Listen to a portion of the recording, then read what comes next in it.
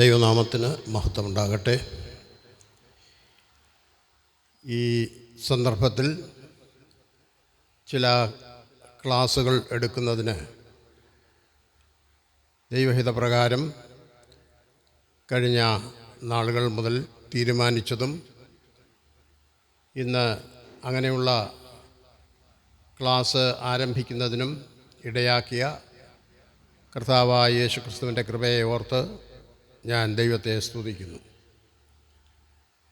കർത്താവായ യേശുക്രിസ്തുവിൻ്റെ സൽഗുണങ്ങളെ ഘോഷിക്കുവാനുള്ള അവസരത്തെ ഉപയോഗപ്പെടുത്തിക്കൊണ്ട് ദൈവവചനത്തിൽ നിന്നും ശുശ്രൂഷിക്കുവാൻ ലഭിക്കുന്ന അവസരത്തെ ഓർത്ത് ഞാൻ ദൈവത്തെ സ്തുതിക്കുന്നു. കർത്താവായ യേശുക്രിസ്തു ചെയ്തും ഉപദേശിച്ചും പോന്ന കാര്യങ്ങളെക്കുറിച്ച് എഴുതിയിരിക്കുന്നതാണ് സുവിശേഷം എന്ന് പറയുന്നത്. സുവിശേഷങ്ങളിൽ രേഖപ്പെടുത്തിയിരിക്കുന്ന അനേക കാര്യങ്ങൾ ഉണ്ട്. എങ്കിലും കർത്താവായ യേശുക്രിസ്തു ഞാനാകുന്നു എന്ന് പറഞ്ഞുകൊണ്ട് ചില കാര്യങ്ങൾ ലോകത്തോട് അറിയിച്ചിട്ടുണ്ട്.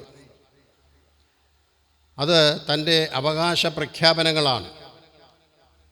അങ്ങനെ കർത്താവായ യേശുക്രിസ്തു ചെയ്ത അവകാശ പ്രഖ്യാപനങ്ങളിൽ 7 കാര്യങ്ങൾ യോഹന്നാൻ തൻ്റെ സുവിശേഷത്തിൽ രേഖപ്പെടുത്തിയിട്ടുണ്ട്. അതിലൊന്നാമത്തേതാണ് ഞാൻ ജീവൻ്റെ അപ്പമാകുന്നു എന്ന് പറഞ്ഞത്. യോഹന്നാൻ്റെ സുവിശേഷം 6:35 വാക്യത്തിൽ നാം അത് വായിക്കുന്നുണ്ട്. യേശു അവരോട് ഞാൻ ജീവൻ്റെ അപ്പമാകുന്നു, എൻ്റെ അടുക്കൽ വരുന്നവന് ഒരു നാളും വിശക്കുകയില്ല, എന്നിൽ വിശ്വസിക്കുന്നവന് ഒരു നാളും ദാഹിക്കുകയും ഇല്ല. വേദപുസ്തകത്തിൽ അഥവാ ന്യായപ്രമാണ പുസ്തകത്തിലും പ്രവാചക പുസ്തകങ്ങളിലും പല കാര്യങ്ങൾ എഴുതിയിട്ടുണ്ട്. എങ്കിലും യേശുക്രിസ്തു നേരിട്ട് സംസാരിച്ചിട്ടുള്ള നിത്യജീവൻ്റെ മൊഴികൾക്കാണ് പ്രാധാന്യം കൂടുതൽ അർഹിക്കുന്നത്. സുവിശേഷങ്ങളിലും അതുപോലെ തന്നെ വെളിപ്പാട് പുസ്തകത്തിലും അത് കാണുവാനായിട്ട് കഴിയും. യേശുക്രിസ്തു ആരാകുന്നു എന്ന സത്യത്തെ ലോകത്തോട് പ്രസ്താവിച്ച പ്രമുഖ സ്ഥാനം വഹിക്കുന്നത് യേശുക്രിസ്തുവിൻ്റെ അവകാശ പ്രഖ്യാപനങ്ങളാണ്. അത് യോഹന്നാൻ്റെ സുവിശേഷത്തിലാണ് രേഖപ്പെടുത്തിയിരിക്കുന്നത്. മനുഷ്യനെ ജീവിക്കുവാൻ ജീവൻ പ്രത്യക്ഷനായി. യോഹന്നാൻ പറയുന്നു, ഞങ്ങൾക്ക് പ്രത്യക്ഷമായ നിത്യ ജീവനെ നിങ്ങളോട് അറിയിക്കുന്നു എന്നാണ്. 1 യോഹന്നാൻ 1:2 അത് കാണാം. ആ നിത്യജീവൻ കർത്താവായ യേശുക്രിസ്തു ആകുന്നു. എൻ്റെ അടുക്കൽ വരുന്നവന് വിശക്കുകയില്ല, എന്നിൽ വിശ്വസിക്കുന്നവന് ഒരു നാളും ദാഹിക്കുകയുമില്ല. യോഹന്നാൻ 6:35. ഒരിക്കലും വിശപ്പും ദാഹവും ഇല്ലാതിരിക്കണമെങ്കിൽ അവൻ നിത്യജീവൻ ഉള്ളവനായിരിക്കണം. നിത്യജീവനെ കൊടുക്കുവാൻ അധികാരമുള്ളവൻ കർത്താവായ യേശുക്രിസ്തു മാത്രമാണ്. അതുകൊണ്ടാണ് പിതാവ് എല്ലാവരെയും തൻ്റെ പുത്രൻ്റെ അടുക്കലേക്ക് ആനയിക്കുന്നത് അഥവാ ആകർഷിക്കുന്നത്. ഇത് പിതാവിൻ്റെ കൃപയാണ്. ഇതിനെക്കുറിച്ച് കർത്താവ് പറഞ്ഞത്, പിതാവ് എനിക്ക് തരുന്നതൊക്കെയും എൻ്റെ അടുക്കൽ വരും എന്നാണ്. എൻ്റെ അടുക്കൽ വരുന്നവനെ ഞാൻ ഒരു നാളും തള്ളിക്കളയുകയില്ല. ഞാൻ അവയ്ക്ക് നിത്യജീവൻ കൊടുക്കുന്നു, അവ ഒരു നാളും നശിച്ചു പോകുകയില്ല. അവയെ എൻ്റെ കയ്യിൽ നിന്ന് പിടിച്ചു പറിക്കുവാൻ ആർക്കും കഴിയുകയില്ല. ഇവിടെ കർത്താവായ യേശുക്രിസ്തു ആണ് നിത്യജീവൻ തരുന്നത്. യേശുക്രിസ്തു ദൈവമാണെന്നും ദൈവപുത്രനാണെന്നും രക്ഷിതാവാണെന്നും വെളിപ്പെടുത്തിക്കൊണ്ട് ഞാനാകുന്നു എന്ന പ്രസ്താവനയോടുകൂടി 7 പ്രസ്താവനകൾ കർത്താവ് ചെയ്തിട്ടുണ്ട്. അവകാശ പ്രഖ്യാപനങ്ങളെന്നാണ് പറയുന്നത്. അത് ഞാൻ ജീവൻ്റെ അപ്പമാകുന്നു, ഞാൻ വെളിച്ചമാകുന്നു, ഞാൻ വാതിലാകുന്നു, ഞാൻ നല്ല ഇടയനാകുന്നു, ഞാൻ പുനരുത്ഥാനവും ജീവനുമാകുന്നു, ഞാൻ വഴിയും സത്യവും ജീവനുമാകുന്നു, ഞാൻ മുന്തിരിവള്ളിയും നിങ്ങൾ കൊമ്പുകളുമാകുന്നു എന്നിങ്ങനെയുള്ള 7 അവകാശ പ്രഖ്യാപനങ്ങളാണ് കർത്താവായ യേശു ക്രിസ്തു ലോകത്തോട് ചെയ്തിട്ടുള്ളത്. ഇതിൽ ആദ്യത്തേതാണ് ഞാൻ ജീവൻ്റെ അപ്പമാകുന്നു എന്ന് യേശു ക്രിസ്തു പറഞ്ഞത്. യേശു ക്രിസ്തുവിൻ്റെ പരശുശ്രൂഷാകാലം 3.5 വർഷക്കാലമായിരുന്നു. ഇതിൽ ഏകദേശം 3 വർഷവും താൻ ഗലീല പ്രദേശങ്ങളിലും അതിനു ചുറ്റുമുള്ള ഗ്രാമപ്രദേശങ്ങളിലുമാണ് ചിലവഴിക്കുകയും താൻ പ്രവർത്തിക്കുകയും ചെയ്തിട്ടുള്ളത്. ഇടയ്ക്കിടെ പെരുന്നാളുകൾ വരുമ്പോൾ കർത്താവ് യെരുശലേം ദേവാലയത്തിലേക്ക് വരിക പതിവായിരുന്നു. എന്നാൽ തൻ്റെ ഒടുവിലത്തെ പരസ്യ ശുശ്രൂഷയുടെ കാലമായ 6 മാസം, അതായത് യഹൂദന്മാരുടെ 7-ാം മാസമായ തിസ്രി മാസത്തിലെ കൂടാര പെരുന്നാൾ മുതൽ തുടർന്നുള്ള 6 മാസക്കാലം താൻ യെരുശലേമിൽ ആയിരുന്നു തൻ്റെ പരസ്യ ശുശ്രൂഷ നിർവഹിച്ചത്. അതായത് ഒക്ടോബർ മാസം മുതൽ ഏപ്രിൽ മാസം വരെയുള്ള ആ സമയം താൻ ചിലവഴിച്ചത് യെരുശലേമിൽ തന്നെ ആയിരുന്നു എന്നുള്ളത് കാണാനായിട്ട് കഴിയും. യെരുശലേമിൽ വരുന്നതിന് ഏകദേശം 6 മാസം മുമ്പേ, അതായത് തൻ്റെ ക്രൂശീകരണത്തിന് മുമ്പ് കഫർനഹൂമിൽ ആയിരുന്നപ്പോൾ കർത്താവ് അവിടെ വച്ച് തൻ്റെ ശിഷ്യന്മാരുമായിട്ട് ദൈവരാജ്യത്തിൻ്റെ സുവിശേഷം പ്രസംഗിച്ചുകൊണ്ടും അനേക രോഗികളെ സൗഖ്യമാക്കിയും കൊണ്ടിരുന്നു എന്നുള്ളത് കാണാൻ കഴിയും. തന്നിമിത്തം അവർക്ക് ഭക്ഷിപ്പാൻ പോലും സമയം ലഭിക്കാത്ത വിധത്തിൽ അവർ വളരെ ആ കാര്യത്തിൽ വ്യാപൃതരായിരുന്നു എന്ന് കാണാനായിട്ട് കഴിയും.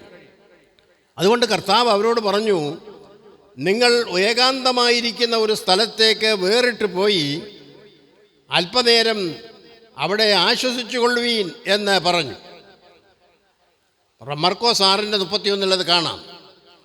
തന്നിമിത്തം അവർ കഫർനഹൂമിൽ നിന്നും ബെത്സയിദയ്ക്ക് പടവ് കയറി അക്കരയ്ക്ക് പോയി. കർത്താവും ശിഷ്യന്മാരും ബെത്സയിദയ്ക്ക് യാത്ര ചെയ്യുന്നത് ജനം കണ്ടു. അവർ ബെത്സയിദയിൽ ചെന്ന് പടകിൽ നിന്ന് ഇറങ്ങുന്നതിന് മുമ്പായിട്ട് തന്നെ ഇതാ നാനാഭാഗത്തു നിന്നും ഒരു വലിയ ജനക്കൂട്ടം കർത്താവിൻ്റെ ചുറ്റുമായിട്ട് വന്നുകൂടി. ബെത്സയിദയിൽ ഇടയിലില്ലാത്ത ആടുകളെ പോലെ ഇങ്ങനെ ചിതറി ജനം നടക്കുന്നത് കണ്ടിട്ട് കർത്താവിന് അവരോട് മനസ്സലിവ് തോന്നി. അവരിൽ അനേക രോഗികളുണ്ടായിരുന്നവർ, ആ രോഗികളെ അവൻ സൗഖ്യമാക്കി. അവരെ ഉപദേശിച്ചുകൊണ്ട് സന്ധ്യ വരെ അവൻ അവരുമായിട്ട് കഴിഞ്ഞുകൂടി. സന്ധ്യയായപ്പോൾ ശിഷ്യന്മാർ പറഞ്ഞു, ജനത്തെ പറഞ്ഞ് അയക്കണം, നേരം സന്ധ്യയായല്ലോ എന്ന്. അപ്പോൾ കർത്താവ് ശിഷ്യന്മാരോട് പറഞ്ഞു, നിങ്ങൾ അവർക്ക് ഭക്ഷിപ്പാൻ കൊടുക്കണം. ആ സ്ഥലത്ത്, നിർജ്ജനമായിരിക്കുന്ന പ്രദേശത്ത് ഭക്ഷിപ്പാൻ കൊടുക്കുക എന്ന് പറയുന്നതൊരു സാധാരണ നിലയിൽ അസാധ്യമായിരുന്ന ഒരു കാര്യമായിരുന്നു. എന്നാൽ ബെത്സയിദ എന്ന് പറയുന്നത് അന്ത്രയോസിൻ്റെയും ഫിലിപ്പോസിൻ്റെയും സ്ഥലമായിരുന്നു. അവിടെ ഒരു ചെറിയ ബാലൻ്റെ കയ്യിൽ 5 അപ്പവും 2 മീനും ഉള്ളതായിട്ട് ആ ഫിലിപ്പോസ് അന്ത്രയോസും കണ്ടെത്തി. അത് കർത്താവിനെ അറിയിച്ചു. അവൻ്റെ കയ്യിൽ 5 അപ്പവും 2 മീനും അവരെ എത്തിച്ചു. കർത്താവ് അത് കൈകളിൽ ഏന്തി സ്വർഗത്തിലേക്ക് നോക്കി അത് വാഴ്ത്തി അനുഗ്രഹിച്ച് അത് വിളമ്പുവാനായിട്ട്, ജനത്തിന് പങ്കിട്ടു കൊടുക്കുവാനായിട്ട് ശിഷ്യന്മാരെ ഏൽപ്പിച്ചു എന്ന് നാം കാണുന്നു. അന്ന് പുരുഷന്മാർ തന്നെ 5000-ഓളം ഉണ്ടായിരുന്നു എന്നാണ് അവിടെ എഴുതിയിരിക്കുന്നത്. അപ്പോൾ ഏകദേശം 15,000-ത്തിലധികമെങ്കിലും ആളുകൾ അന്ന് അവിടെ ഉണ്ടായിരിക്കണം എന്ന് ഊഹിക്കാവുന്നതാണ്. ഇന്ന് ഗോലാൻ ഹൈറ്റ്സ് എന്ന് അറിയപ്പെടുന്ന ഗോലാൻ കുന്നിൻ്റെ ചരിവിലായിരുന്നു ബെത്സയിദ സ്ഥിതി ചെയ്തിരുന്നത്. ജനത്തെ 150 വീതമായിട്ട് ശിഷ്യന്മാരെ പന്തിയായിട്ട് അവരെ ഇരുത്തി. അതിനുശേഷം കർത്താവ് അനുഗ്രഹിച്ചു കൊടുത്ത അപ്പം ശിഷ്യന്മാരവർക്ക് വിളമ്പി. അത് കുനിഞ്ഞും നൂന്നും അവർ ഇത്രയും പേർക്ക് വിളമ്പി. അവർ ക്ഷീണിച്ചു മടുത്തു. അപ്പോഴാണ് കർത്താവ് പറഞ്ഞത്, ശേഷിച്ച കഷണമൊന്നും അത് നഷ്ടപ്പെടുത്തരുത്, അതെല്ലാം ശേഖരിക്കണം എന്ന് പറഞ്ഞു. അങ്ങനെ വീണ്ടും ശിഷ്യന്മാർ ജനത്തിൻ്റെ മുമ്പാകെ ചെന്നിട്ട് കുനിഞ്ഞും നൂന്നുമായിട്ട് അവരുടെ അധികം വന്ന കഷണങ്ങളെ അവരെ ശേഖരിച്ചു 12 കൊട്ട നിറച്ചെടുത്തു എന്ന് നമുക്ക് കാണുവാനായിട്ട് കഴിയും.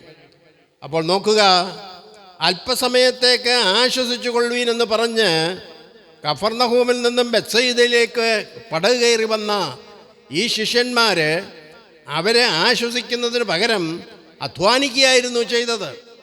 അപ്പോൾ ഈ 5 അപ്പം കൊണ്ട് 5000 പോഷിപ്പിച്ച് കഴിഞ്ഞപ്പോഴേക്കും ശിഷ്യന്മാരെല്ലാം നന്നായിട്ട് ക്ഷീണിച്ചു പോയി. ഇനി എങ്ങനെങ്കിലും അല്പസമയം വിശ്രമിക്കാം.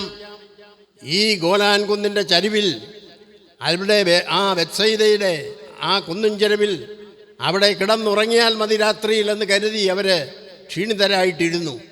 അപ്പോഴാണ് കർത്താവ് അവരോട് പറയുന്നത്, നിങ്ങൾ ഈ രാത്രിയിൽ തന്നെ കഫർന്നഹൂമിലേക്ക് മടങ്ങിപ്പോകണം എന്ന്. ശിഷ്യന്മാരത് കർത്താവിനോട് പറഞ്ഞു, ഞങ്ങൾ ക്ഷീണിച്ചിരിക്കുന്നു.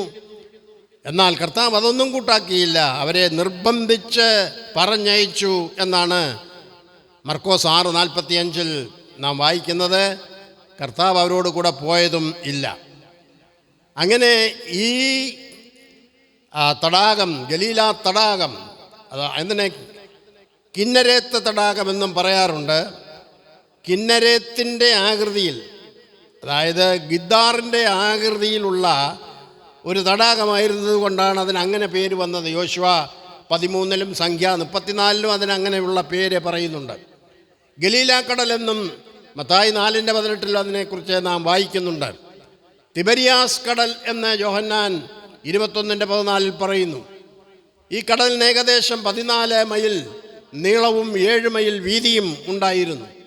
അതിൻ്റെ വീതി കുറഞ്ഞ ഭാഗം ഏകദേശം 4 മൈലായിരുന്നു. ബെത്സയിദയിൽ നിന്നും കഫർന്നഹൂമിലേക്കുള്ള ആ ദൂരം 4 മൈൽ. തടാകത്തിൽ കൂടി ശിഷ്യന്മാർ പടവ് കയറി യാത്ര തിരിച്ചു. രാത്രിയിൽ അവർ യാത്ര തിരിച്ചു. തണ്ടുവലിച്ച് അവർ വളരെ വലഞ്ഞു. രാത്രി മുഴുവനും അവർ പടക് തുഴഞ്ഞിട്ടും അക്കരെ എത്തുന്നില്ല. ആ പ്രതികൂലമായിരിക്കുന്ന കാറ്റ് അവർക്ക് നേരെ അടിക്കുകയും കരയോടടുത്തെത്തുമ്പോഴേക്കും വീണ്ടും കാറ്റടിച്ച് പടകിനെ ആ കടലിൻ്റെ നടുഭാഗത്തേക്ക് വീണ്ടും കൊണ്ടുവരികയും ചെയ്തു. ഇങ്ങനെ വളരെ മുഷിഞ്ഞ്, വളരെ വിഷമിച്ച്, അധ്വാനിച്ച് അവർ വല്ലാത്ത ഒരവസ്ഥയിൽ എത്തിച്ചേർന്നു. അങ്ങനെ കാറ്റ് പ്രതികൂലമായിട്ട് അവരെ അടിക്കൊണ്ട് അവർ ക്ഷീണിച്ചു പോയി. ഏകദേശം 7 മണി മുതൽ, വൈകുന്നേരത്തെ 7 മണി മുതൽ അതിരാവിലെ 3 മണി സമയം വരെ, അതായത് 4-ാം യാമം തുടങ്ങുന്ന അവസരം വരെ അവർ തണ്ടുവലിച്ച് വലഞ്ഞു പോയെന്ന് നാം കാണുന്നു. അപ്പോൾ ഇതാ ഒരു കടൽ ഭൂതം കടലിൽ കൂടി നടന്നു വരുന്നതായിട്ട് അവർക്ക് തോന്നി. ഒന്നാമത് ഭയന്ന് വിറച്ച് ഇരിക്കുന്ന ഇവർക്ക് ഒരു ഭൂതത്തെ കൂടെ കണ്ടു എന്ന് വന്നാൽ എന്തായിരിക്കും അവരുടെ അവസ്ഥ? അങ്ങനെ അവരെ ഭയപ്പെടുമ്പോൾ ഇതാ അത് കർത്താവാണെന്ന് അവരെ അറിഞ്ഞു. അവർ കർത്താവിനെ പടകിൽ ചേർത്തുകൊണ്ടു. ഉടനെ പടക് മറുകരയ്ക്കെത്തി എന്നാണ് നാം വായിക്കുന്നത്. അവൻ ദൈവപുത്രനാണ് എന്നുള്ള സത്യം അപ്പോൾ അവർക്ക് മനസ്സിലായി. അവരവൻ്റെ മുമ്പിൽ വീണു. നീ ദൈവപുത്രൻ സത്യമെന്ന് പറഞ്ഞുകൊണ്ട് അവനെ നമസ്കരിക്കുന്നതായിട്ട് മത്തായി 14:33 നാം വായിക്കുന്നുണ്ട്. അവരെ അപ്പത്തിൻ്റെ സംഗതി ഗ്രഹിച്ചില്ല. അതുകൊണ്ടാണ് കർത്താവ് അവരെ ഈ ഒരു നിലയിൽ അപ്പോൾ തന്നെ അക്കരയ്ക്ക് പറഞ്ഞ് അയച്ചത്. 5 അപ്പം കൊണ്ട് 5000 പോഷിപ്പിച്ച കർത്താവ് ചെയ്ത അത്ഭുത പ്രവൃത്തിയുടെ സാരാംശം, അതിലടങ്ങിയിരിക്കുന്ന ആത്മീകമായിരിക്കുന്ന അർത്ഥമെന്താണ്? കർത്താവ് ആരാണ്? എന്തുകൊണ്ട് ഇത്രയും പുരുഷാരത്തെ പോഷിപ്പിക്കുവാൻ അവന് സാധിച്ചു? അവൻ ദൈവപുത്രനാണ് എന്നുള്ള സത്യത്തെ ഗ്രഹിക്കുവാനായിട്ട് ക്ഷീണം മൂലം അവരുടെ അധ്വാനം മൂലം അവർക്ക് കഴിയാതെ പോയി. എന്നാൽ അത് അവരെ പഠിപ്പിക്കുവാൻ, കർത്താവ് ആരാണെന്ന് ഗ്രഹിപ്പിക്കുവാൻ കർത്താവ് അവരോട് പറഞ്ഞു, നിങ്ങൾ ഉടൻ തന്നെ അക്കരയ്ക്ക് പോകുവീൻ എന്ന്. അല്പം വിശ്രമത്തിനായി ഏകാന്തമായ ഒരു സ്ഥലം അന്വേഷിച്ച് വന്ന ഈ ശിഷ്യന്മാർക്ക് അവിടെ വിശ്രമിപ്പാൻ കഴിഞ്ഞില്ല. അവരുടെ ശാരീരിക ക്ലേശവും ക്ഷീണവും മൂലം അവർ മുഷിഞ്ഞുപോയി എന്നുള്ളതാണ് നാം കാണുന്നത്. 5 അപ്പത്തെ 5000 വർദ്ധിപ്പിച്ചു കൊടുത്ത ആത്മീക പാഠം അവർ ഗ്രഹിച്ചില്ല. നമുക്ക് ഇങ്ങനെ ശാരീരികമായിരിക്കുന്ന ക്ലേശങ്ങളും പരിശോധനകളും വരുമ്പോൾ നാം ആത്മീയ കാര്യങ്ങളിൽ അത് ഗ്രഹിക്കാൻ കഴിയാത്ത അവസ്ഥയിൽ എത്തിച്ചേരുന്നു. എന്നാൽ യേശു ദൈവപുത്രനും കർത്താവുമാകുന്നു എന്ന് തൻ്റെ ശിഷ്യന്മാർ ഗ്രഹിക്കണം എന്നുള്ളതായിരുന്നു കർത്താവ് അറിഞ്ഞത്. തുടർന്ന് ഈ പാഠം സാധാരണ ജനത്തെ ഗ്രഹിപ്പിക്കുന്നതും നമുക്ക് കാണുവാനായിട്ട് കഴിയും. കർത്താവ് ശിഷ്യന്മാരും ബെത്സയിദയിൽ നിന്നും രാത്രിയിൽ തന്നെ കഫർനഹൂമിലെ എത്തി എന്ന് പിറ്റേന്ന് ജനം അറിഞ്ഞു. അവർ ഉടനെ പടകിൽ കയറി കഫർനഹൂമിലെത്തി. പുരുഷാരം അപ്പോൾ കർത്താവിനോട് ചോദിച്ചു, റബി, നീ എപ്പോൾ ഇവിടെ വന്നു? നീ പടകിൽ ഇല്ലായിരുന്നുവല്ലോ, വേറെ പടകും അവിടെ ഉണ്ടായിരുന്നില്ല രാത്രിയിൽ ബെത്സയിദയ്ക്ക് വരുവാനായിട്ട്. അപ്പോൾ നീ എങ്ങനെ ഇവിടെ എത്തി? എപ്പോൾ എത്തി എന്നിങ്ങനെ അവർ അവനോട് ചോദിച്ചു, അവനെ തിരക്കി. അതിന് കർത്താവ് പറഞ്ഞത്, ആമേൻ ആമേൻ, ഞാൻ നിങ്ങളോട് പറയുന്നു, നിങ്ങൾ അടയാളം കണ്ടതുകൊണ്ടല്ല, അപ്പം തിന്ന് തൃപ്തി വന്നതുകൊണ്ടത്രേ എന്നെ അന്വേഷിക്കുന്നത് എന്ന് കർത്താവ് പറഞ്ഞു. യോഹന്നാൻ 6:26 അത് കാണാം. ഇപ്പോൾ കർത്താവ് കഫർനഹൂമിലെ പള്ളിയുടെ, അവരുടെ സിനഗോഗിൻ്റെ മുമ്പിൽ നിന്ന് ജനത്തോട് സംസാരിക്കുകയാണ്. അവരുടെ മനോഭാവം എന്ത് എന്ന് കർത്താവിനറിയാം.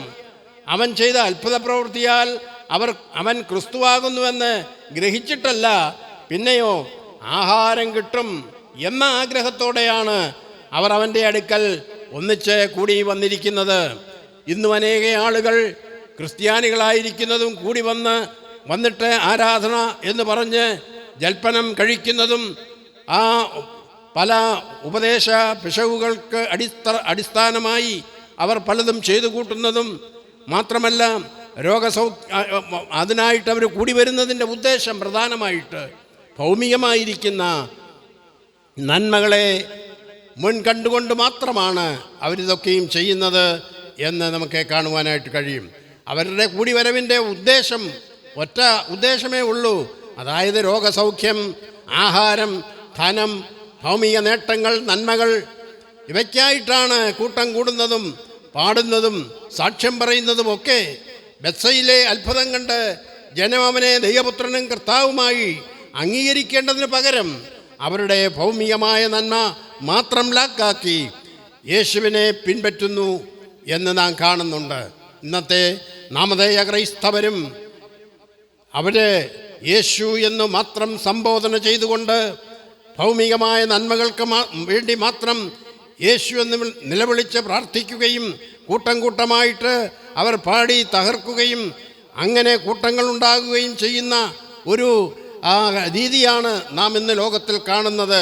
ഉദ്ദേശം ഭൗമികമായിരിക്കുന്ന നന്മകൾ അവർക്കുണ്ടാകണം, രോഗങ്ങൾ സൗഖ്യമാകണം, അതാണ് അവരുടെ ആവശ്യങ്ങളെ, ഉദ്ദേശങ്ങളെ ഒക്കെ സാധ്യമാക്കി ലഭിക്കണം എന്നുള്ളത് മാത്രമാണ്. കഥ കേട്ടാൽ മതി, അർത്ഥം ഗ്രഹിക്കേണ്ടതില്ല.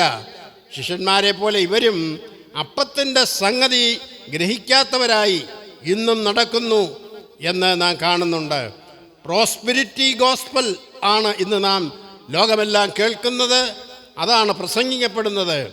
യേശു ക്രിസ്തു നിത്യജീവൻ നൽകേണ്ടതിനായിട്ടാണ് ലോകത്തിൽ വന്നത് എന്നുള്ള കാര്യം അവർ ഓർക്കുന്നില്ല. ആ നിത്യജീവൻ പ്രാപിക്കണം, അതാണ് ഏറ്റവും വലിയ കാര്യം, അതാണ് പ്രധാനമായിട്ടുള്ളത് എന്നുള്ള കാര്യം ഗ്രഹിക്കുന്നില്ല. നശിച്ചു പോകുന്ന ആഹാരത്തിനായിട്ടല്ല, നശ്വരമായ ഈ ലോകത്തിൻ്റെ നന്മകൾക്കായിട്ടല്ല, പിന്നെയോ നിത്യജീവങ്കിലേക്ക് നിലനിൽക്കുന്നത് അന്വേഷിക്കണം.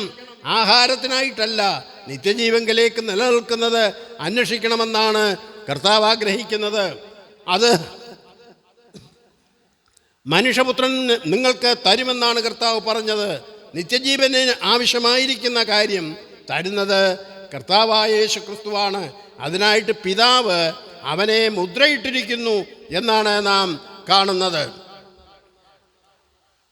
പഴയ നിയമത്തിൽ ഈ കാര്യങ്ങൾ മനുഷ്യപുത്രൻ എന്ന വാക്ക്, മനുഷ്യപുത്രനെ അതിനായിട്ട് മുദ്രയിട്ടിരിക്കുന്നു എന്ന് പറയുമ്പോൾ ഈ മനുഷ്യപുത്രൻ ആരാണ്? മനുഷ്യപുത്രനെക്കുറിച്ച് പഴയ നിയമത്തിൽ പറയുന്നുണ്ട്. പക്ഷേ അത് അവരെ ഗ്രഹിച്ചില്ല. ദാനിയേൽ പ്രവാചകന്റെ പുസ്തകം 7:13-14 വാക്യങ്ങളിൽ നാം വായിക്കുന്നുണ്ട് മനുഷ്യപുത്രനെക്കുറിച്ച്. ആ മനുഷ്യപുത്രൻ സർവ്വലോകത്തിൻ്റെയും ഭരണാധികാരിയും ന്യായാധിപതിയുമാണ് ഈ മനുഷ്യപുത്രൻ എന്ന് അവിടെ വെളിപ്പെടുത്തിയിട്ടുണ്ട്. പക്ഷേ അത് വായിച്ചിട്ടുള്ള പഴയ നിയമ ഇസ്രായേല്യർ അത് ഗ്രഹിച്ചിട്ടില്ല. പുരുഷാരം അവനോട് ദൈവത്തിന് പ്രസാദമുള്ള പ്രവർത്തികളെ ചെയ്യേണ്ടതിന് ഞങ്ങൾ എന്ത് ചെയ്യണം എന്നാണ് ചോദിക്കുന്നത്. അതിന് അവൻ ഉത്തരം പറഞ്ഞത്, ദൈവത്തിന് പ്രസാദമുള്ള പ്രവൃത്തി ദൈവം അയച്ചവനിൽ നിങ്ങൾ വിശ്വസിക്കത്രേ വേണ്ടത് എന്നാണ് പറഞ്ഞത്. അവര് പുരുഷാരം ചോദിക്കുകയാണ്, ഞങ്ങൾ കണ്ട് നിന്നെ വിശ്വസിക്കേണ്ടതിന് നീ എന്ത് അടയാളം ചെയ്യുന്നു, എന്ത് പ്രവർത്തിക്കുന്നു? നമ്മുടെ പിതാക്കന്മാർ മരുഭൂമിയിൽ മന്ന തിന്നു, അവർക്ക് തിന്നുവാൻ സ്വർഗത്തിൽ നിന്ന് അപ്പം കൊടുത്തു എന്ന് എഴുതിയിരിക്കുന്നുവല്ലോ എന്ന് ജനം കർത്താവിനോട് പറഞ്ഞു. കർത്താവ് ചെയ്ത അടയാളങ്ങളും അത്ഭുതങ്ങളും ഒന്നും അവർക്ക് വിശ്വസിക്കുവാൻ പര്യാപ്തം ആയിരുന്നില്ലെങ്കിൽ ഇന്നും ചിലർ കർത്താവിൻ്റെ നാമത്തിൽ കാണിക്കുന്ന വ്യാജമായ അത്ഭുത രോഗശാന്തിയും അടയാളങ്ങളും ക്രിസ്തുവിലേക്ക് ആരെയും ആനയിക്കയില്ല എന്നുള്ളതിൽ സംശയമില്ല. കർത്താവ് പറഞ്ഞത് ഇതിന് ഒരേ ഒരടയാളം മാത്രമേ ഉള്ളൂ, അത് യോനയുടെ അടയാളമാണ്. നീ എന്തടയാളം ചെയ്യുന്നു എന്ന് ചോദിച്ചതിൻ്റെ ഉത്തരമാണത് പറഞ്ഞത്. ഒരേ ഒരടയാളം മാത്രമേ ഉള്ളൂ, അത് യോനയുടെ അടയാളമാകുന്നു. യോന മഹാമത്സ്യത്തിൻ്റെ വയറ്റിൽ 3 രാവും 3 പകലും ഇരുന്നത് പോലെ മനുഷ്യപുത്രനും 3 രാവും 3 പകലും ഭൂമിയുടെ ഉള്ളിൽ ഇരിക്കേണ്ടതാകുന്നു എന്ന് കർത്താവ് പറഞ്ഞു. യേശുക്രിസ്തുവിൻ്റെ ക്രൂശ് മരണവും അടക്കവും പുനരുത്ഥാനവും സംബന്ധിച്ചുള്ള കാര്യത്തെയാണ് ഇത് കാണിക്കുന്നത്. യേശുവിനെ ദൈവവും ദൈവപുത്രനും കർത്താവുമായിട്ട് അംഗീകരിക്കുവാൻ മതിയായ മറ്റൊരു അടയാളവും വേറെ ഇല്ല. ഈ അടയാളത്തെക്കുറിച്ച് നാമധേയ ക്രിസ്ത്യാനികൾക്ക് ഒന്നും പറയുവാനില്ല. അവർക്ക് ഈ പ്രോസ്പെരിറ്റി ഗോസ്പൽ മാത്രമേ പ്രസംഗിക്കുവാനായിട്ടുള്ളൂ. കർത്താവ് പറഞ്ഞത്, ആകയാൽ നിങ്ങൾ മനുഷ്യപുത്രനെ ഉയർത്തിയ ശേഷം ഞാൻ തന്നെ അവൻ,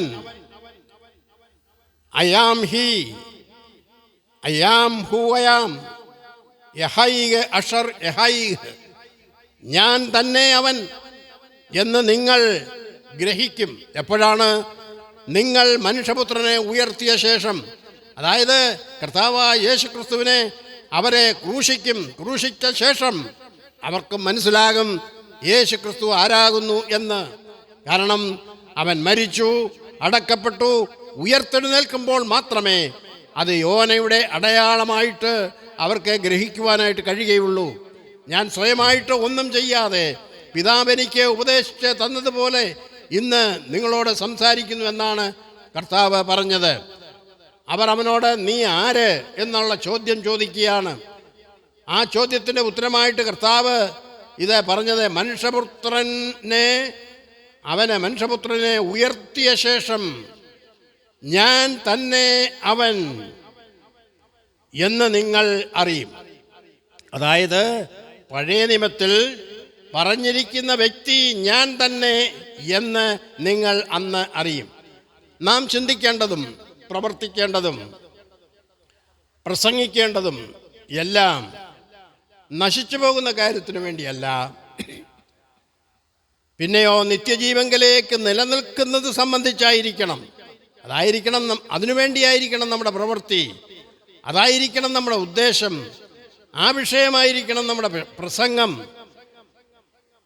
അല്ലാത്തതൊക്കെ ഭൗമികമായിരിക്കുന്ന കാര്യങ്ങളാണ്, അത് സാത്താൻ്റെ ചിന്തയാണ്.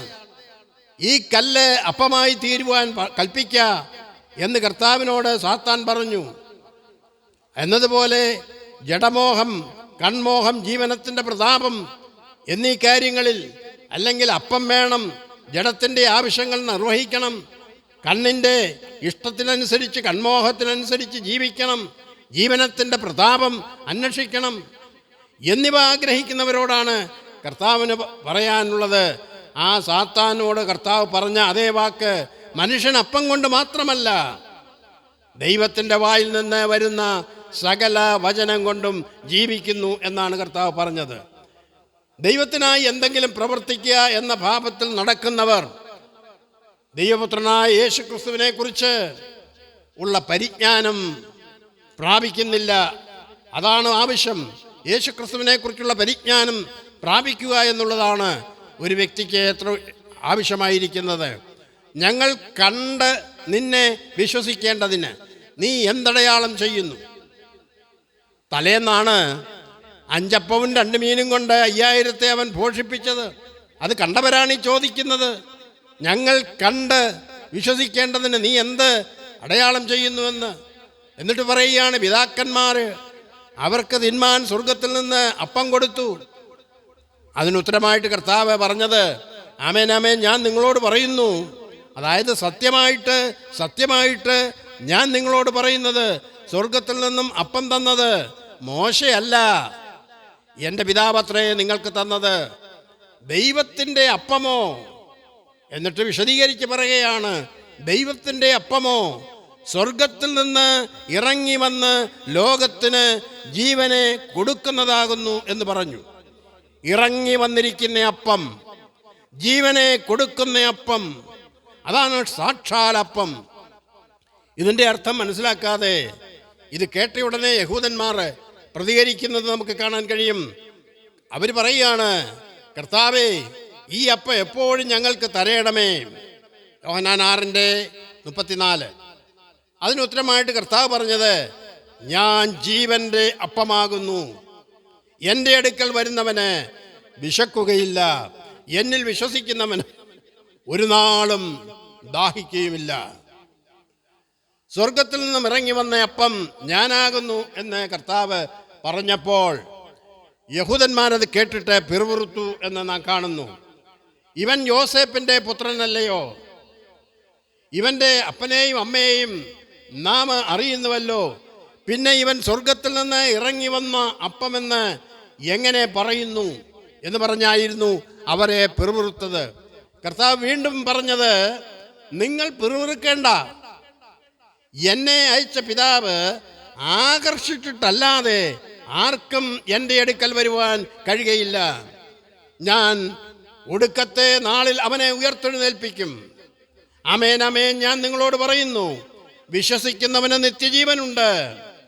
ഞാൻ ജീവന്റെ അപ്പം ആകുന്നു. യഹൂദന്മാർ കർത്താവിൽ വിശ്വസിക്കാത്തതിൻ്റെ 3 കാരണങ്ങൾ കർത്താവ് അവിടെ പറയുന്നുണ്ട്. ഒന്ന്, പിതാവ് എനിക്ക് തന്നതൊക്കെയും എൻ്റെ അടുക്കൽ വരും, പിതാവ് തരാത്തതൊന്നും എൻ്റെ അടുക്കൽ വരികയില്ല. പിതാവ് തരുന്നവർ മാത്രമേ എൻ്റെ അടുക്കൽ വരികയുള്ളൂ എന്നുള്ളതാണ് ഒരു കാരണം. രണ്ടാമത്തെ കാരണം, പിതാവ് ആകർഷിച്ചിട്ടല്ലാതെ ആർക്കും എൻ്റെ അടുക്കൽ വരുവാൻ കഴിയുകയില്ല. പിതാവ് എന്നിലേക്ക് ആരെ ആകർഷിക്കുന്നവോ അവർ മാത്രമേ എൻ്റെ അടുക്കൽ വരികയുള്ളൂ. മൂന്നാമത് പറഞ്ഞത്, പിതാവ് കൃപ ചെയ്തിട്ടല്ലാതെ ആർക്കും എൻ്റെ അടുക്കൽ വരുവാൻ കഴിയുകയില്ല. യോഹന്നാന്റെ സുവിശേഷം 6:37, 44, 65 എന്നീ വാക്യങ്ങളിൽ ആ കാര്യം നമുക്ക് കാണാൻ കഴിയും. കർത്താവിൻ്റെ അടുക്കൽ വരണമെങ്കിൽ രക്ഷ ആവശ്യമാകുന്നു എന്നുള്ള ആഗ്രഹമുണ്ടാകണം.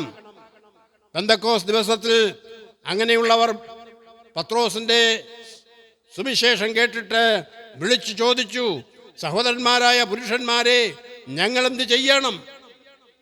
രക്ഷ പ്രാപിക്കുവാൻ ഞങ്ങൾ എന്ത് ചെയ്യണം? അപ്പോഴാണ് അവരോട് എന്ത് ചെയ്യണമെന്നുള്ള കാര്യം പത്രോസ് പറയുന്നത്. അവർക്ക് രക്ഷ പ്രാപിക്കണമെന്നുള്ള ആഗ്രഹമുണ്ടായി. കാരാഗ്രഹ പ്രമാണി ചോദിക്കുകയാണ് പൗലോസിനോടും ശീലാസിനോടും, യജമാനന്മാരെ, രക്ഷ പ്രാപിക്കുവാൻ ഞാൻ എന്ത് ചെയ്യണം? അപ്പോസ്തലപ്രവൃത്തി 16:30. അതായത് രക്ഷയ്ക്കായിട്ടുള്ള ഒരാഗ്രഹമുണ്ടാകണം, സങ്കീർത്തനം 12:5 നാം വായിക്കുന്നത്, രക്ഷയ്ക്കായി കാക്ഷിക്കുന്നവനെ ഞാൻ അതിലാക്കും എന്നാണ് കർത്താവ് ആ ദൈവവചനത്തിൽ കാണുന്നത്. വെള്ളത്തിനായി ദാഹിക്കുക, യേശു ദൈവപുത്രൻ കർത്താവുമായിട്ട് വിശ്വസിച്ച് ഏറ്റുപറഞ്ഞും കൊണ്ട് അവൻ്റെ അടുക്കൽ വരണം എന്നുള്ളതാണ്. യേശു ദൈവപുത്രനാണെന്ന് വെളിപ്പെടുത്തി തരുന്നത് പിതാവാണ്. അവിടെ പത്രോസ് ഫിലിപ്പിൻ്റെ കൈസരിയിൽ വെച്ച് പറഞ്ഞത് നമുക്കറിയാം. നീ ജീവനുള്ള ദൈവത്തിൻ്റെ പുത്രനായ ക്രിസ്തു എന്ന് ഏറ്റുപറഞ്ഞു. അപ്പോൾ കർത്താവ് പത്രോസിനോട് പറഞ്ഞത്, ബെറിയോന ശിമോനെ, നീ ഭാഗ്യവാൻ. ഇത് നിനക്ക് വെളിപ്പെടുത്തി തന്നത് ജഡരക്തങ്ങളല്ല, പിന്നെയോ സ്വർഗസ്ഥനായ എൻ്റെ പിതാവത്രേ നിനക്ക് ഇത് വെളിപ്പെടുത്തി തന്നത് എന്ന് പറഞ്ഞു. അപ്പോൾ യേശു ദൈവപുത്രനാണെന്ന് ഒരുവന് മനസ്സിലാക്കണമെങ്കിൽ അത് ദൈവം തന്നെ, പിതാവ് തന്നെ അത് വെളിപ്പെടുത്തി കൊടുത്തെങ്കിൽ മാത്രമേ മനസ്സിലാക്കുവാൻ കഴിയുകയുള്ളൂ. മത്തായി 16:16 അത് കാണാം. യേശുവിനെ കർത്താവെന്ന് പറയണമെങ്കിൽ ദൈവത്തിൻ്റെ പരിശുദ്ധാത്മാവ് ഒരുവൻ്റെ ഹൃദയത്തോട് സംവാദിക്കണം. പരിശുദ്ധാത്മാവിൽ അല്ലാതെ ആർക്കും യേശുവിനെ കർത്താവ് എന്ന് പറയുവാനായിട്ട് കഴിയുകയില്ല എന്ന് ഞാൻ നിങ്ങളെ ഗ്രഹിപ്പിക്കുന്നു എന്നാണ് പൗലോസ് എഴുതിയിരിക്കുന്നത്. 1 കൊരിന്ത്യർ 12:3 ലോകസ്ഥാപനത്തിനു മുമ്പേ ക്രിസ്തുയേശുവിൽ തിരഞ്ഞെടുത്തവരെ പിതാവ് പുത്രനിലേക്ക് ആകർഷിക്കും. യേശുവിനെ കർത്താവ് ഏറ്റു പറയണമെങ്കിൽ വിശ്വാസം വേണം. ആ വിശ്വാസം എവിടെ നിന്ന് ലഭിക്കുന്നു? അതാണ് രക്ഷയ്ക്കുള്ള വിശ്വാസം, രക്ഷയിലേക്ക് നടത്തുന്ന വിശ്വാസം. ആ രക്ഷിക്കുന്ന വിശ്വാസം എവിടെ നിന്നാണ്?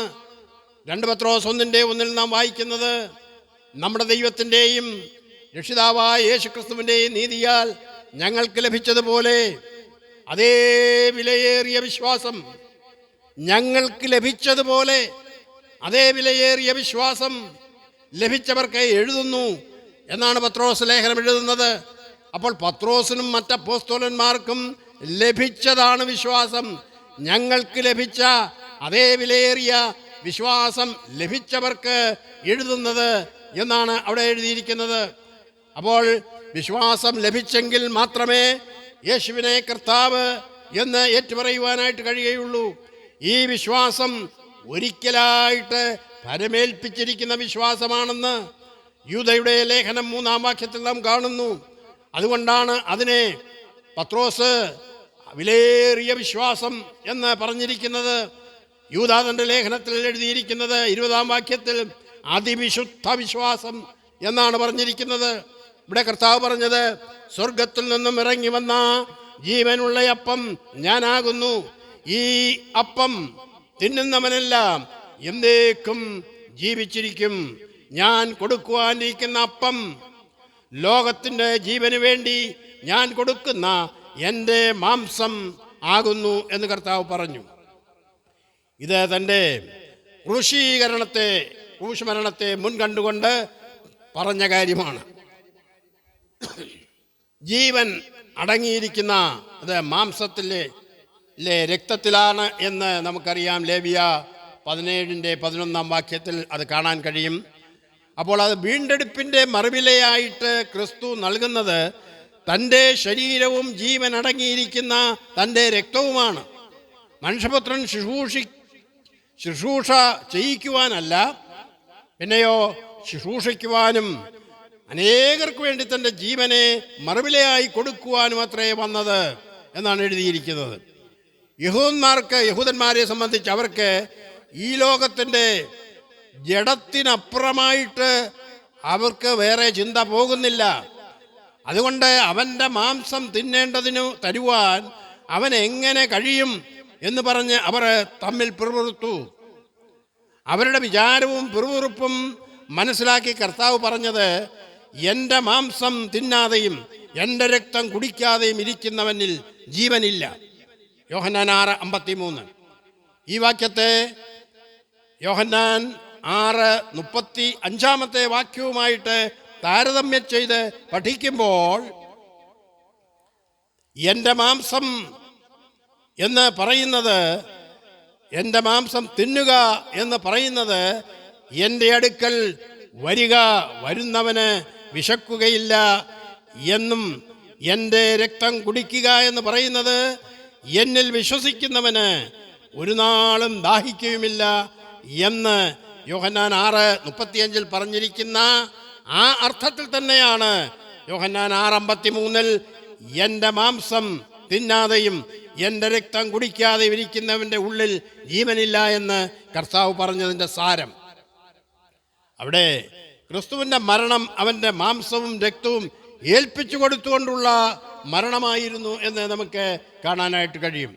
വിശ്വാസത്താൽ അവനുമായിട്ട് ഭാഗഭാക്കാകുന്നവർക്ക് ലഭിക്കുന്ന ആ നിത്യജീവൻ അത് എന്തേക്കും നിലനിൽക്കുന്നത് ആകുന്നു. തിന്നുകയും കുടിക്കുകയും ചെയ്യുന്നത് ശരീരത്തിൻ്റെ ഉള്ളിൽ അത് എത്തുന്നത് പോലെ, അത് ശരീരത്തിൻ്റെ ഉള്ളിൽ ഭാഗഭാക്കായിത്തീരുന്നത് പോലെ കർത്താവിനെ രക്ഷിതാവും മഹാദൈവവുമായി വിശ്വസിച്ച് സ്വീകരിക്കുന്നവരുടെ ഉള്ളിൽ അവൻ വസിക്കുന്നു എന്നുള്ളതാണ് അതിൻ്റെ അർത്ഥം. ഇത് കേട്ടിട്ട് അവൻ്റെ ശിഷ്യന്മാർ 12 പേരൊഴികെയുള്ള മറ്റ് ശിഷ്യന്മാർ എല്ലാവരും അവനെ വിട്ടേ പോയി. അവർ പറഞ്ഞു, ഓ ഇത് കഠിന വാക്കാണ്, ഇത് കേൾക്കാൻ വലിയ പ്രയാസമാണ്, this is A hard saying, ഇതെങ്ങനെ മനസ്സിലാക്കും, എങ്ങനെ കേൾക്കും, മാംസം തിന്നുക രക്തം കുടിക്കുക എന്നൊക്കെ പറഞ്ഞ് അവർക്ക് മനസ്സിലാകാത്ത കഠിന വാക്കുകളായതുകൊണ്ട് അവർ അവനെ വിട്ടുപോയി. ആത്മീയ കാര്യങ്ങൾ ആത്മീയർക്ക് മാത്രമേ അത് വിവേചിക്കുവാനായിട്ട് കഴിയുകയുള്ളൂ. എന്നാൽ പ്രാകൃത മനുഷ്യൻ ദൈവാത്മാവിൻ്റെ ഉപദേശം കൈക്കൊള്ളുന്നില്ല എന്നാണ് നാം കാണുന്നത്, ദൈവവചനത്തിൽ എഴുതിയിരിക്കുന്നത്. അവർക്കത് ഗ്രഹിക്കുവാനായിട്ട് കഴിയുകയില്ല. അതവർ ഭോഷത്വമായിട്ടാണ് കണക്കാക്കുന്നത്. ആത്മീയമായിട്ട് വിവേചിക്കേണ്ടതാകയാൽ അതവർക്ക് ഗ്രഹിക്കുവാനായിട്ട് ഒട്ടും കഴിയുന്നില്ല. 1 കൊരിന്ത്യർ 2:14 കാര്യം പറയുന്നുണ്ട്. കർത്താവ് തൻ്റെ 12 ശിഷ്യന്മാരോട് ചോദിച്ചു, നിങ്ങൾക്കും ഇത് ഇടർച്ചയാകുന്നവോ? നിങ്ങൾക്കും പൊയ്ക്കൊള്ളുവാൻ മനസ്സുണ്ടോ എന്ന് കർത്താവ് അവരോട് ചോദിച്ചു. എന്നിട്ട് അവനോട് പറഞ്ഞു, ഞാൻ സ്വർഗാരോഹണം ചെയ്യുന്നത്, മനുഷ്യപുത്രൻ സ്വർഗത്തിലേക്ക് പോകുന്നത് നിങ്ങൾ കണ്ടാൽ നിങ്ങൾ വിശ്വസിക്കുമോ? മനുഷ്യപുത്രൻ സ്വർഗാരോഹണം ചെയ്യുന്നത് നിങ്ങൾ കണ്ടാലോ എന്ന് കർത്താവ് അവരോട് ചോദിച്ചു. ശിഷ്യന്മാർക്ക് ഒന്നുകൂടി സ്പഷ്ടമാക്കി കൊടുത്തു. അതായത് ജീവിപ്പിക്കുന്നത് ആത്മാവാകുന്നു, മാംസം ഒന്നിനും ഉപകരിക്കുന്നില്ല.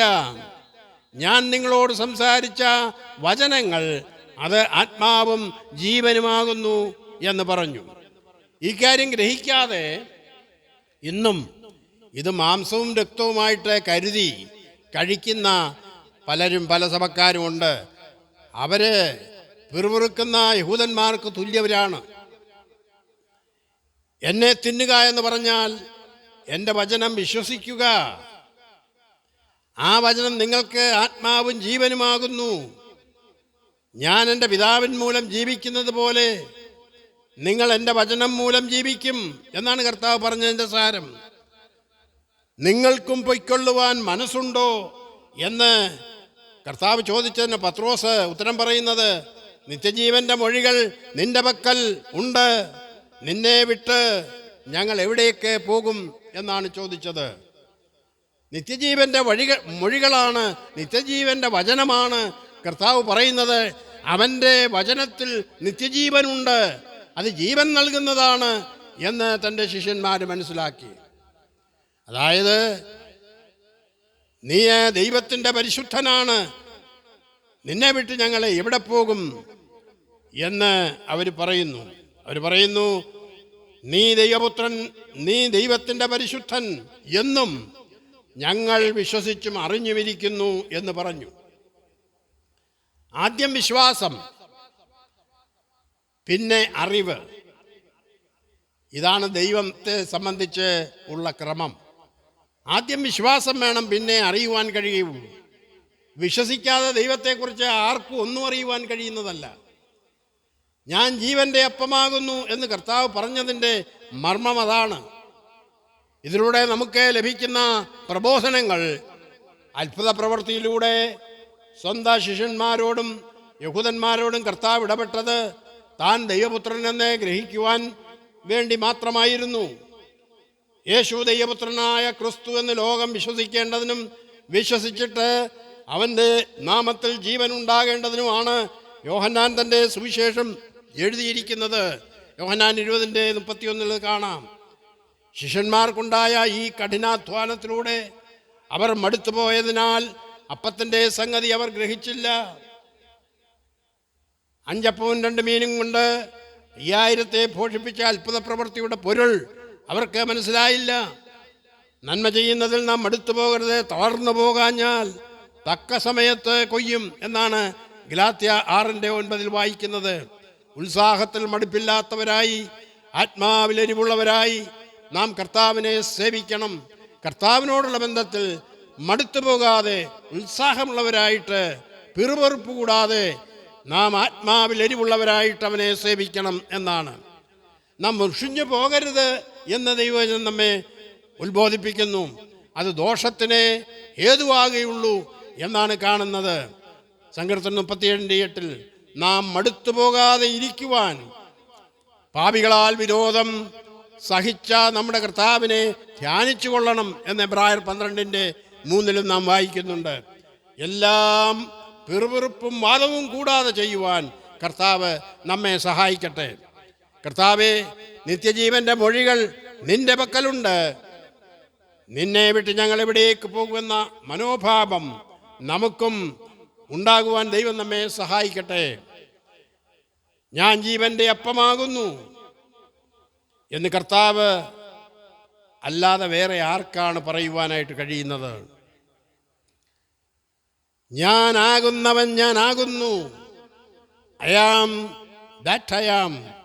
യഹൈഹ് അഷർ യഹൈഹ്, ഞാൻ അവൻ തന്നെ എന്ന് നിങ്ങൾ ഗ്രഹിക്കണം എന്ന് കർത്താവ് പറഞ്ഞു. യേശുക്രിസ്തുവിൻ്റെ 7 അവകാശ പ്രഖ്യാപനങ്ങളെക്കുറിച്ചുള്ള കാര്യങ്ങളെ വിവരിക്കുന്ന ഒരു പാട്ട് ഞാൻ എഴുതിയിട്ടുണ്ട്. അതിൽ ഞാൻ ജീവൻ്റെ അപ്പമാകുന്നു എന്ന ഭാഗം വർണ്ണിച്ചിരിക്കുന്നത് ചില ചരണങ്ങൾ ഞാൻ പാടുന്നുണ്ട്.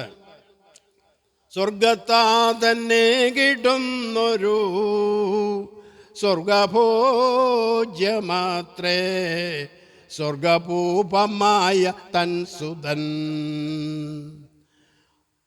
മർത്യനു ജീവപൂപമാകുമി കർത്തൃകായത്തെ ദത്തമാക്കിനി. മർത്യനു ജീവപൂപമാകുമി കർത്തൃകായത്തെ ദത്തമാക്കിനി. മർത്യനു പരലോകം പോകുവാൻ നിത്യജീവനെ ഏകിയെന്നതാൽ.